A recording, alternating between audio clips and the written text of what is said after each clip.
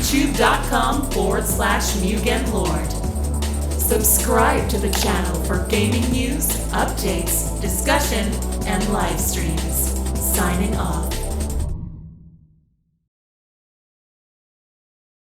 Hey guys, it's MugenLord here, and I'm back again with another video. And as you can see, I'm back in the studio again. I know it's been a while since I've done some recordings in the studio, but I decided to do this because right here, right beside me, I have the Sega Genesis Mini, and I decided I wanted to, hey, why not just do an unboxing of this. But before I get into it, I just want to let you guys know, if you don't know, it's pretty much the 20th anniversary of the Sega Dreamcast. So I figured that, hey, why not this week we want to do some Sega related material on my YouTube channel. So I figured that, hey, let's do the unboxing of the Sega Genesis Mini, and I also want to do a 20th anniversary for the Dreamcast itself this week as well, followed by another Sega related video. So if you guys are into Sega and want to show some support and everything, make sure you hit that subscribe button and hit the bell to be notified for more Sega updates and news. So let's dive right into this. Now, for starters, the mini consoles are pretty much just taking off. Like ever since Nintendo said, hey, let's do the NES because of how poorly the Wii U was doing, so they needed to do something.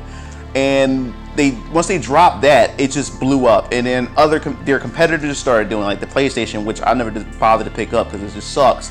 And now Sega, when Sega made their announcement, I don't know. I believe I was more hyped for the Sega Genesis than I was when Nintendo announced the NES and the SNES, just because the Sega Genesis and just Sega and I just goes way back, because the Sega Genesis was my very first console that I owned myself. Like my parents had bought it for me. Like my father, my birthday came, he bought it, and my first game was Sonic the Hedgehog. So I was about like 5 or 6 years old when I had a Sega Genesis. So I have more of a personal connection with it. So we're going to just dive right into it. We're going to just do this unboxing of the Sega Genesis Mini. So let's dive right into it. And what I appreciate about this, when they made the announcement, the game is packed pretty much with 40 games, and we get 2 exclusive games that are pretty much never released stateside, which is Darius and Tetris. And I'm just shocked to hear that we had a Tetris for the Sega Genesis. Never knew that, because that was like pretty much a Nintendo thing. And if you had a PC like the Amiga or the Commodore 64 or whatever like that, then you would know Tetris and everything. So we're going to open this up, and we have here, of course, the USB socket, and we have, of course, HDMI, so you can put all that stuff there. And then we have the star of the show, which we'll get into in a second. And of course, we have the USB that goes into the socket. And of course, the instructions manual. So let's put this here, because I don't like clutter. I like to keep everything in nice and neat and have some type of order. But what I'm definitely looking forward to is this. So we're gonna close this box right here. I can't wait. You don't understand. I'm like hyped. Nostalgia just hit me right now, you know what I'm saying? So I'm gonna keep this right here, Sega Genesis. We're gonna open this up. And this right here is the controllers. You don't understand, man. Like, look at this. Look at these controllers, man. Look at this. Right now, just me holding it right now in my hand, it feels good. I love the texture. I love the D-pad. The D-pad feels really good. It doesn't feel flimsy. You don't feel like super plasticky and everything like that. And then, of course, you have the A, B, and C. This is the 3-button Sega Genesis controller. Now, some people may have some issues with this, like especially with the people with hardcore Sega Genesis fans and the retro guys out there. A lot of people prefer the 6-button Sega Genesis controllers. And I didn't get a 6-button Sega Genesis controller until like later on in the Sega Genesis life. I more so had the 3 buttons and everything, and more so the 6 buttons more so relied heavily on the fighting games. I wasn't really playing my fighting games on Sega Genesis. I played them on the SNES, the Super Nintendo, more than anything. But look at that. Look at these controllers, man. These controllers is just freaking awesome, man. And then they packed in 2, because it wouldn't make sense to have a Sega Genesis Mini and then pack in multiplayer coach co-op play without having a secondary controller. So that's why I appreciate these mini consoles. They know what their target demographic is, and they want everyone to experience that, especially a lot of people who were born way after these consoles were released and everything, so they get a chance to sit down and play with a loved one and someone that they're close with, and able to go through this nostalgia trip together. So I think that's pretty cool. But we're going to dive right into the moment of truth, the star of the show, pretty much. It was just the Sega Genesis Mini itself. So we're going to go right into this. We're going to put this right here, and this is what we're going to do. Here we go. Look at this. Beautiful, man. Beautiful. Look at this. Just as I remember as a kid. It's just so adorable, man. It's like how small it is and stuff. I love what they've done with these minis, man. They try to replicate it as close to the real thing as possible. You have your pretty much your on and off switch right here to turn on the console. Then you can reset, and then you have the volume for your the headphones. Now this doesn't work on the Mini because of course, as you can see, obviously the headphone jack is closed in, so this is just here for decoration purposes. And I can remember even as a kid, I didn't use the headphone jack at all. Well, you know, like what kid was using the headphones unless you was playing late at night and your parents were asleep or something like that? But other than that, you never really used it. And then you have your, of course, your HDMI in and out ports in the back, and then of course in the front you have the USB ports for the Sega Genesis controllers and everything. And now I'm curious, since they are USB, I wonder if these controllers, they most likely probably will work for your PC when you plug it in, where your PC recognizes and install drivers or anything for you to be able to use them. So that's what got me curious. And also, you also have the flap to put the cartridges in. Now, if you guys don't know, the main reason why they even have this too, not just because of the whole nostalgia thing, is they also have a Mega Tower accessory, just for those who are just complete purists. Now, if you don't know what the tower is, Sega Genesis had this crazy contraption where you was able to plug in the Sega CD, the Sega 32X, and the Sega Genesis, and they had that Mega Tower as an accessory. And I just think it's so adorable that they decided to go out their way just to do this, and you can plug it up, stack them on top of each other. And then it came with a miniature Sonic and Knuckles cartridge with Sonic and then Sonic 3. Put it on top, and you have the full complete collection. So now what we're going to do is we're going to pretty much dive right into this. We're going to plug it up. I want to show off some of the menus and what you can do, and you know, with the games, try out some of the games, you can check it out and everything to see if you want to purchase this yourself. So that's what we're going to do right now. Let's dive right into it. Of course, English. Press the button here. Oh man, you hear the sound effects? Oh my god, look at this, look at this. So we have Alex Kidd, we have, of course, Alter Beast. I remember Alter Beast growing up as a kid. That was one of those beat 'em up games that comes with your console. I remember that at the time when I had the Sonic 1 and I had Alter Beast. So that took me back in the day with that. We have Space Harrier 2, of course. Golden Axe, definitely want to try some of that Golden Axe out. And Columns. Oh wow, the music changed too. Pretty cool. That's dope. That's really dope. Columns is like one of the most underrated puzzle games. Columns is very, very fun. If you haven't never played Columns on Sega Genesis, you definitely missed out on that. All right, so let's go check out some of these titles. Of course, we want to have to go to Sonic, of course. You know what I'm saying? So let's just check this out. Let's look at screen wallpaper settings. You have the different wallpapers that you see here that shows in the back, or you can go to plain black with nothing back there, but I don't think I want that. You can go with that. Alright, so, and you can also take it to, you can reset it to factory settings and stuff like that. Oh, this is really, really cool, man. I'm just excited. You can hear it in my voice, man. I can't keep myself together. Alright, so let's go check out Sonic first. And it also gives you the release date, like history on it a little bit, which I think is pretty cool. Let's start. Oh, look at this. Oh my god. Look at this, y'all. Beautiful, beautiful, beautiful.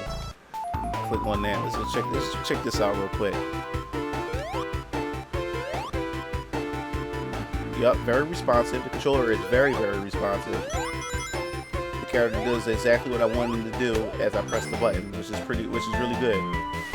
That's the thing about emulation and things when it comes to stuff like this. You want that response and that feedback from the controller and what's happening on the screen. Alright, let's do this.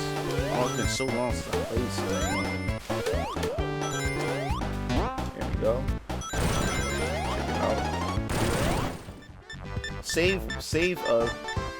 Save spots, save states too. You get up to 4 to 5 of them, which is pretty cool.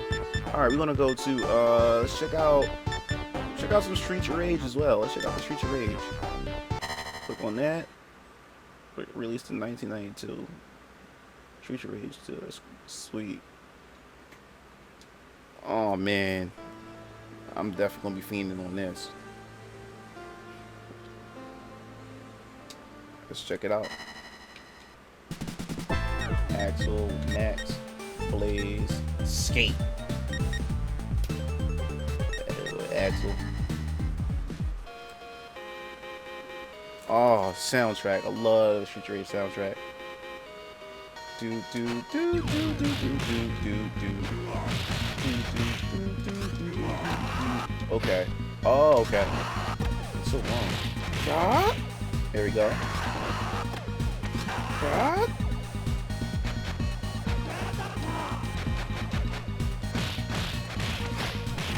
Here we go. Yeah, this is Streets of Rage 2, guys. This is another one of my favorite beat-em-ups growing up as a child. I feel sorry for a lot of you guys who were born after Sega Genesis or way later, because you missed out on some real games. There was no DLC. Most of the games didn't even have save files. So once you lose and lost all your lives, you had to start all over again from the beginning. So it more so challenged you. It challenged your patience. It challenged your timing and everything. It was about getting better at these games. This runs really smooth. And now, you know, you guys who are born in today's generation, you got save states, so you can always pick up where you last left off at. Alright, let's check out another title. Wow, we got Landstalker. Never played that growing up as a kid. Beyond Oasis. We got Monster World 4. We got Vector Man. Alright, we're gonna check out Vector Man, guys. We're gonna check that out. Cause I never played Vector Man. Wow, you can also switch them up like this too. Look at this. So you can see them in like library shelf style, archive style. Alright, so let's check this out. Vector Man. Go check out Vector Man. Yeah, I never played Vector Man, or I played a little bit, but this game came out so later in the Sega Genesis life that I never really played it. Vector Man, and they had a big marketing campaign on Vector Man too. Yeah, I remember he worked at like a garbage disposal, and he takes the trash up into the sun and everything. And Sega was working on a Vector Man for PS2, and they never released it. They canceled it. What the heck I'm doing? Oh wow. Okay.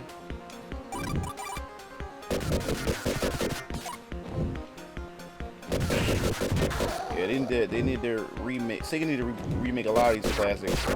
Try and bring them to a new generation and everything. See what they can do with it. I mean, they have a lot of legacy characters like Nintendo, so why not?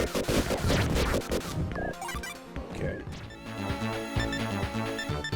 We got Landstalker. There's a lot of titles I've never. There's Strider. For those of you guys who are interested, Strider was on the Sega Genesis. This is another title that I never even heard of, and I had a bunch of Sega games. Strider was another one I didn't have. My Uncle Nemesis did, but I wasn't familiar with Strider until Marvel vs. Capcom, and then that's when one day I was over my Uncle Nemesis' house, and I mentioned Marvel vs. Capcom to him, and I mentioned one of the characters named Strider. He said, "Oh yeah, I have that game," and he sure did. He had it on Sega Genesis. Never played a Strider game. So this is Strider right here, guys. Classic.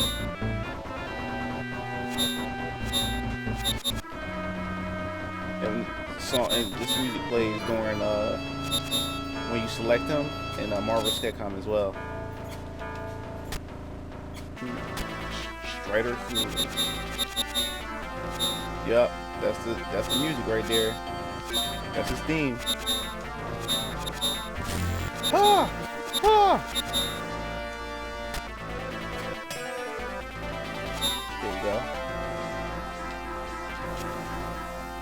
Grab that. Oh, it gives me health. Alright, good to know. Yeah, so controls are very responsive here, guys.